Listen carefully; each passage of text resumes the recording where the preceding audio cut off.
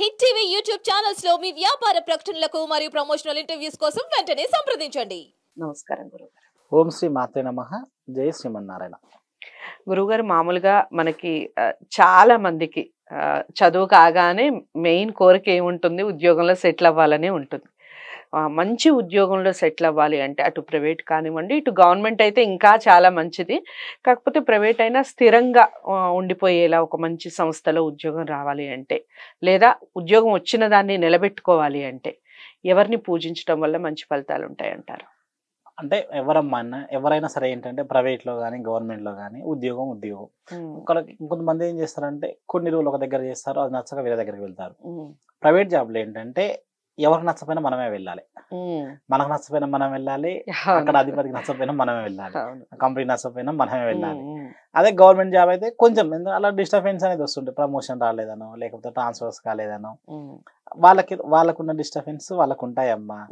కానీ ఎవరైనా సరే అంటే కొత్తగా ప్రయత్నం చేసిన వాళ్ళేమో శాలరీస్ నచ్చక ఏదో ఒకటి జాబ్ దొరకక వాళ్ళు ఇబ్బందులు పడుతూ ఉంటారు. కొంతమంది ఏమో ఇట్లా జాబ్స్ తిరుగుతూ ఉంటారు. ఎనీ జాబ్, చిన్న జాబ్ నుంచి పెద్ద జాబ్ వరకైనా కూడా తిరుగుతూనే ఉంటారు. వాళ్ళకి నచ్చకనో అంటే వాళ్ళ జాతకం ప్రకారం అంటే 10వ స్థానాన్ని మనము చూస్తాము. ఎందుకంటే జాబ్ ఎలాంటి జాబ్ వస్తుంది, దాంట్లో ఎక్కడ పాపగ్రహాలు ఉన్నాయని మనకు తెలుస్తుంది. అట్లా చూసినప్పుడు ఏంటంటే వాళ్ళ గ్రహాలను అనుసరించి ఓకే ఈ జాబు చేయలేడు, వాళ్ళ పాపగ్రహాలు ఉన్నాయనుకోండి, వాళ్ళు తిరుగుతూ ఉంటారు. కొంతమంది ఒక దగ్గర చేసి వదిలేస్తూ ఉంటారు. తర్వాత ఇంక నుంచి బిజినెస్ చేస్తాను, కొంతమందికి ఏమో బిజినెస్ చేస్తున్న ఇంట్లో వాళ్ళు ఒప్పుకోకపోవటం, పలు విధాలుగా జాబ్లో ప్రాబ్లమ్స్ ఉంటూ ఉంటాయి. కొంతమంది ఏంటంటే ఇది వదిలేద్దామని వదిలేయలేకపోతున్నాను నేను, ఇంకా ఎప్పుడు వదిలేస్తాను, నాకు ఉదాహరణ ఉంది కానీ దాన్ని వదిలిపెట్టలేకపోతాను. ఎందుకంటే ఇంట్లో ఆర్థిక పరిస్థితులు కావచ్చు, సరైన జాబ్ దొరకపోవచ్చు. పోనీ కొంతమంది ఏంటంటే ఇక్కడే బాగుంది కానీ నాకు అనుకూలంగా మారాలి అని కొంతమంది కూడా ఆలోచిస్తూ ఉంటారు. ఇలాంటి మనం వింటూ ఉంటాం.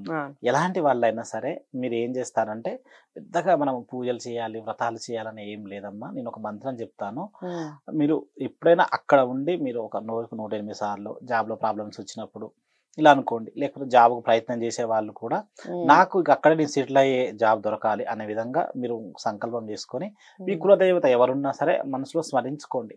మగవాళ్ళైనా సరే ఆడవాళ్ళైనా సరే.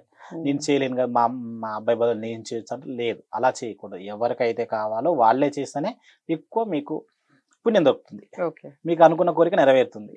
అందుకని మీరు ఏం చేస్తారంటే చర స్థిర స్వభావాయ నమః, చర స్థిర స్వభావాయ నమః, ఈ మంత్రాన్ని మీరు నిత్యం అంటే చర అంటే ఒక దగ్గర ఉండటం, స్థిరంగా ఉండటం, ఒక దగ్గరే స్థిరం అంటే కదలకుండా ఒక దగ్గరే ఉండటం, మీరు ఈ మంత్రం పఠించిన వాళ్ళు, జాబ్ చేస్తున్న వాళ్ళు, జాబ్కు ప్రయత్నం చేస్తున్న వాళ్ళు, జాబ్లో డిస్టర్బెన్స్ ఉన్న వాళ్ళు, మన ఆఫీస్ వల్ల నాకు ప్రాబ్లం ఉంది, మన వ్యక్తి వల్ల నాకు ప్రాబ్లం కనిపిస్తుంది, ఇలాంటి ఎవరైనా అనుకున్న వాళ్ళు చర స్థిర స్వభావాయ నమః అనే మంత్రాన్ని నిత్యం జపించుకోండి. ఒక 108 సార్లు అనుకోండి.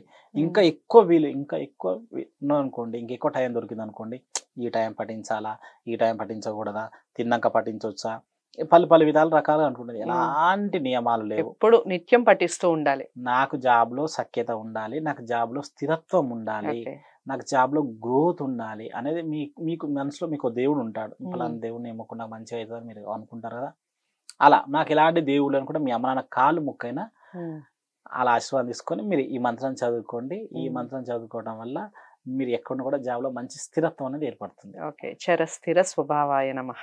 ఎస్ అమ్మా. Okay. Hit TV YouTube channels లో మీ వ్యాపార ప్రకటనలకు మరియు ప్రమోషనల్ ఇంటర్వ్యూస్ కోసం వెంటనే సంప్రదించండి.